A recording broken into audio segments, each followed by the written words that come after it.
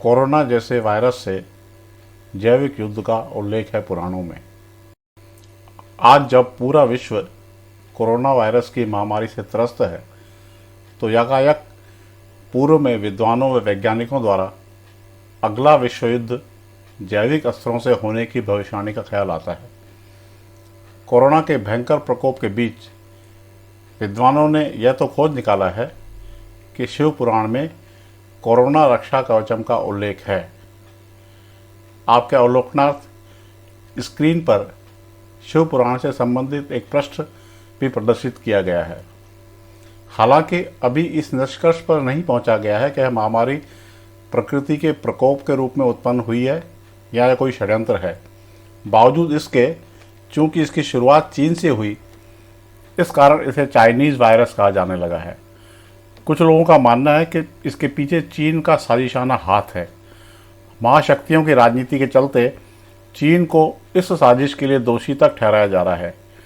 इसमें कितनी सच्चाई है, इस बारे में पक्के तौर पर अभी कुछ नहीं कहा जा सकता, लेकिन इस किस्म के जैविक अस्त्रों का प्रयोग पुराणों में जरूर वर्णित है।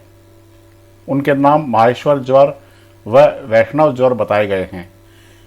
ज्ञातव्य है कि कोरोना वायरस की मौजूदगी का प्राथमिक लक्षण भी तीव्र ज्वर को माना गया है। ऐसी जानकारी है कि भगवान शिव व भगवान कृष्ण के बीच जो युद्ध हुआ था, उसमें इन जैविक अस्त्रों का प्रयोग किया गया था। बताया जाता है कि कृष्ण ने असम में बाणासुर और भगवान शिव से युद्ध के समय माहेश्वर ज्वर के विरुद्ध वैष्णव ज्वर का प्रयोग कर विश्व का प्रथम जीवाणु युद्ध लड़ा था। भागवत पुराण के 10वें स्कंद के अध्याय 62 में वर्णित है कि कृष्ण के पुत्र का नाम प्रद्युम्न था और प्रद्युम्न के पुत्र का नाम अनिरुद्ध। अनिरुद्ध की पत्नी उषा थी। उषा शोणितपुर के राजा वाणासुर की कन्या थी। अनिरुद्ध और उषा आपस में प्रेम करते थे। उषा ने अनिरुद्ध का हरण कर लिया। वाणासुर को अनिरुद्ध उषा का प्रेम पसंद नहीं था। उसने अनिरुद्ध को बंधक बना लिया था। वाणासुर को शिव का वरदान प्राप्त था। भगवान शिव को इसके कारण श्री कृष्ण से युद्ध करना पड़ा था। वाणासुर द्वारा अनिरुद्ध के बंदी बनाए जाने की बात श्री कृष्ण को पता लगी, तो वे बलराम और प्रद्युम्न गरुड़ पर सवार होकर वाणासुर के नगर पहुँचे, जहाँ उनका सामना महान महेश्वर ज्वर से हुआ, जो 3 सींग 3 पैर वाला था। उस ज्वर का ऐसा प्रभाव था कि उसके फेंके भस्म के स्पर्श से संतप्त हुए श्री कृष्ण के शरीर का आलिंगन करने पर बलराम जी बेहोश हो गए। तब श्री हरि के शरीर में समाहित वैष्णव ज्वर ने उस महेश्वर ज्वर को बाहर निकाल दिया। श्री हरि विष्णु के प्रहार से पीड़ित उस महेश्वर ज्वर को देख ब्रह्मा जी ने श्री कृष्ण से कहा कि इसे क्षमा प्रदान करें। तब श्री हरि ने उस वैष्णव ज्वर को अपने अंदर समाहित कर लिया। यह देख महेश्वर ज्वर बोला कि जो मनुष्य आपके साथ मेरे इस युद्ध को याद करेगा, वह तुरंत ज्वर विहीन हो जाएगा। यह कहकर वह वहाँ से चला गया।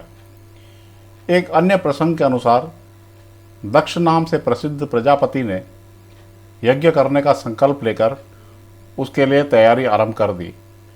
उसमें सभी देव देवताओं को तो आमंत्रण था, मगर शिवजी को नहीं बुलाया गया। वस्तुतः देवताओं ने पहले सभी यज्ञों में से किसी में भी उनके लिए भाग नियत नहीं किया था। इस पर उमा ने दुख व्यक्त किया, जिससे क्रोधित होकर शिव ने योग बल का आश्रय लेकर अपने भयानक सेवकों द्वारा उस यज्ञ को सहसा नष्ट करा दिया। ऐसे में वह यज्ञ मृग का रूप धारण करके आकाश की ओर भाग गया। भगवान शिव ने उसका पीछा किया। क्रोध के कारण उनके ललाट से भयंकर पसीने की बूंदें प्रकट हुईं। उन पसीने की बूंदों के पृथ्वी पर पड़ते ही कालाग्नि के समान विशाल अग्निपुंज का प्रादुर्भाव हुआ। उस समय उस आग से एक नाटा सा पुरुष उत्पन्न हुआ जो अत्यंत भयावह था। उसने दक्ष नाम से प्रसिद्ध प्रजापति के यज्ञ को दग्ध कर दिया। तत्पश्चात वह देवताओं तथा ऋषियों की ओर दौड़ा। देवता भयभीत होकर 10 दिशाओं में भाग गए। सारे जगत में हाहाकार मच गया। इस पर ब्रह्मा जी ने शिवजी से आग्रह किया कि वे अपने क्रोध को शांत करें। आज से सब देवता आपके भी यज्ञ का भाग दिया करेंगे। उन्होंने कहा कि आपके पसीने से जो यह पुरुष प्रकट हुआ है, इसका नाम होगा ज्वर। यह समस्त लोकों में विचरण करेगा। यह ज्वर जब तक एक रूप में रहेगा तब तक सारी पृथ्वी इसे धारण करने में समर्थ नहीं हो सकेगी। अतः इसे अनेक रूपों में विभक्त कर दीजिए। इस पर शिवजी प्रसन्न हुए। उन्होंने यज्ञ में भाग प्राप्त कर लिया। भगवान शिव ने ज्वर को अनेक रूपों में बांट दिया। हाथियों के मस्तक में जो ताप या पीड़ा होती है वही उनका ज्वर है। पर्वतों का ज्वर शिलाजीत के रूप में प्रकट होता है। सर्पों का ज्वर कैंचुल है। गाय बैलों के खुरों में जो खोरक नाम वाला रोग होता है वही उनका ज्वर है। पशुओं की दृष्टि शक्ति का जो अवरोध होता है वह भी उनका ज्वर ही है। घोड़ों के गले में जो मांसखंड बढ़ जाता है वही उनका ज्वर है। मोरों की शिखा का निकलना ही उनके लिए ज्वर है। कोकिल का जो नेत्र रोग है उसे ज्वर बताया गया है। तोतों के लिए हिचकी को ज्वर बताया गया है।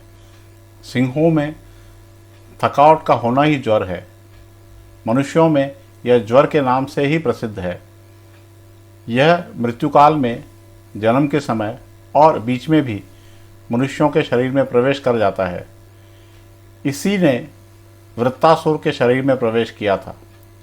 पीड़ित होकर जब वह जम्भाई लेने लगा, उसी समय इंद्र ने उस पर वज्र का प्रहार कर दिया। वज्र ने उसके शरीर में घुसकर उसे चीर डाला। वह परमधाम को चला गया।